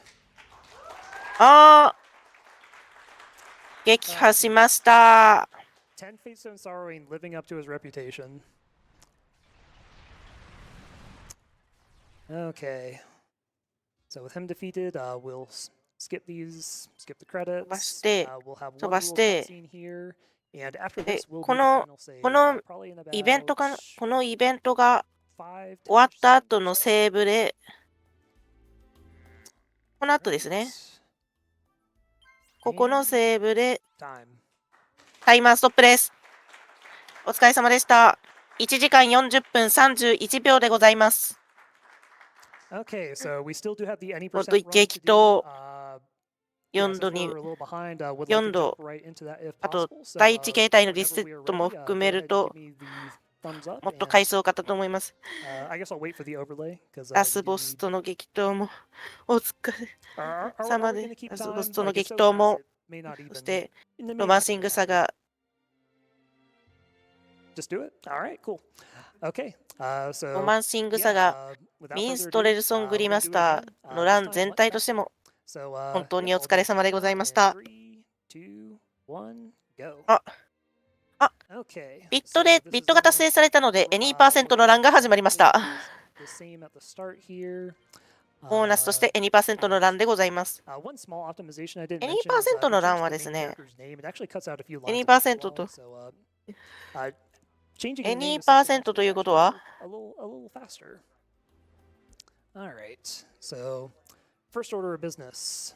Once again, we're going to get the boat to appear. So we're going to sell off a couple of things. So yeah, just a little bit more than 200 will have us meet that. And then, whoops. ESC5 分になってますけど、 Going to learn move 5 silently. 分で。 And we're we're only going to 今回の one person. We did Galahad kind of dirty, and I'm feeling kind of bad about it. 本 So 編、 let's 放送の keep カテ him ゴ in our リ party this time. And ー、 yeah, to prove EST that は1時間、 no hard feelings, right? All is forgiven. I mean, he's a paladin. He kind of has to. So 1時間半ぐらい。 oops, なんですけど、 got a little ahead of myself. 5 here. 分 So 5分 we are going to once again do this. そういえ to ば put 本当 move の方 silent は、そういえば本 twice. 当の方は、 There we go. All right, and believe it or not, we have everything we need to beat the game again. So let's make our way back ロ to ングワー the プ、 Smith's ロ Gallery. ングワープ、いわゆるクレジットワープですかね。 And so a really cool thing 以 is 外は、 normally you need to beat 以 ER 外の 20グ to リ enter ッ the チは final area, but the wrong やっ warp ても completely いいよって disregards 感 that. じな So んです we're けど、 already もしかして at そ the れを final 使うん area. ですかね。 And just as fast, あ、 we are coming up on our run back with Saruin. So I'm going to warn you, it's really fast. If you blink, you'll miss it. And it's done. えええ All right. え So The way that works, if you do the long warp on the second floor of Quietus, it takes you straight タ to イ the マー beginning ストッ cutscenes. プです。 And if we ride 1分 this, 55秒で終わりましたね。カップラーメンより早く終わりましたね。 and a very interesting byproduct of this is Eh? we can actually skip the credits here. So エンディングでさっき飛ばしたムービー。え sit through this for a bit. This is oh shit. GG です。 Not on the final save, but that's okay. If we need to cut things here, that's fine. So do you want to go ahead and wrap it up? I think you have time for your shoutouts if you have some quick shoutouts. Okay, yeah. I guess first off, thank you very much for your patience. Thank you very much for having me. First time at RPG Limit. では帰るぞ。 Very happy, humbled, and honored to be a part of this. Thank you to the organizers, volunteers, tech crew, audience, viewers, What? donors, everyone that comes together every year to make it all possible. Y'all are awesome. Very happy to be a part of it this year. Yeah, big shout outs to the Saga runners all across the world. では帰るぞ。 Yeah, y'all know who you are. あ、なんか、 like タイマー進んでるあれ Denho, like people that have kind of come and gone, may not be active right now, like Chaos, Bic. Yeah, list goes on. Apologies if I missed anyone, but you know, regardless of your contributions, big or small, like everyone coming together to, you know, for the series that we all love. いつの間にかタイマーが再開していますけど。 Thank you for all that. Some of the Japanese runners, like Shigerin, Das, Paraporo, for all their contributions for this game. Yeah, I'm kind of drawing a blank right now. I'm just kind of relieved it's over. So, yeah. Yeah, パ I ッ think と見た感じ、カテゴリーが all I'd like 見 to 当 do たら there. ないかも。 I'll be back tomorrow with a hopefully smoother run of Romancing Saga 2 Remaster. So hope you'll look forward to that. 2% カテゴリーらしきものが Yeah, if we 見 want 当 to た go ら ahead な and か close ったん things ですよ out, ね。 happy to hand things on over to RJ. Let's hear it again one more time for AurionSkydragon. Yeah.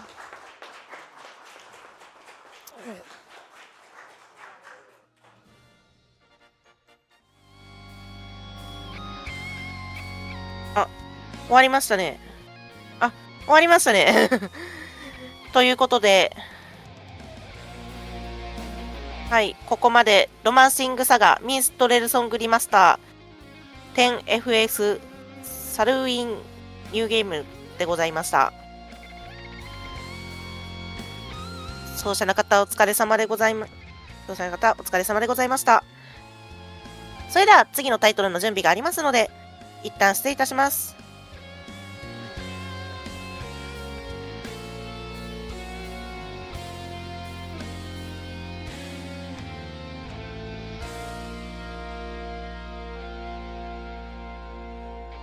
All right, everybody, with the end of that run, that is going to be my time for hosting today. I will be back later in the week for another shift of hosting. But for now, I'm going to throw you over to the very capable hands of Zathian, who will be taking over shortly after we run a quick ad break.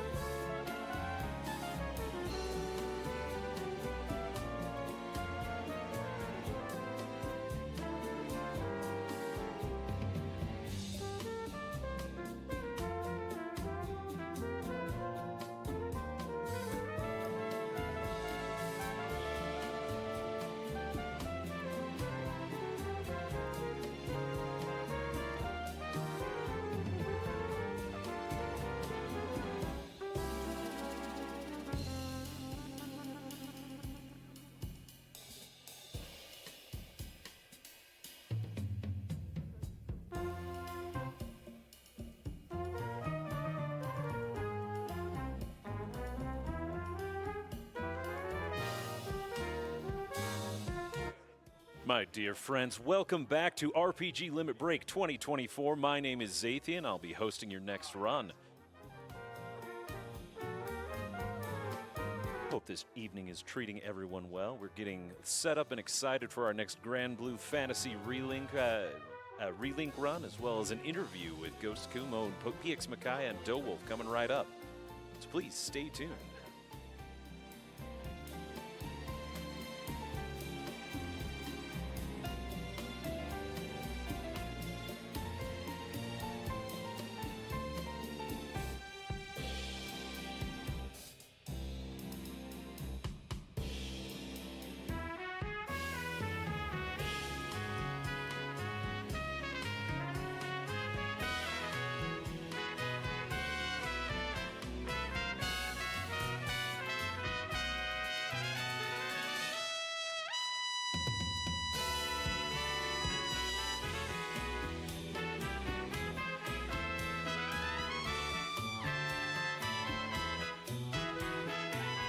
While we're getting everything set up for the next interview, I do want to mention a couple of the prizes that we've got coming up that are closing just after 2 runs from now.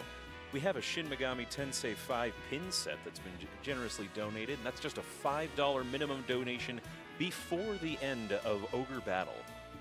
As well, if you want a chance to win the video game that we just watched, Saga Frontier Remastered Switch, that is also a $10 minimum donation before the end of Ogre Battle. So get your donations in now.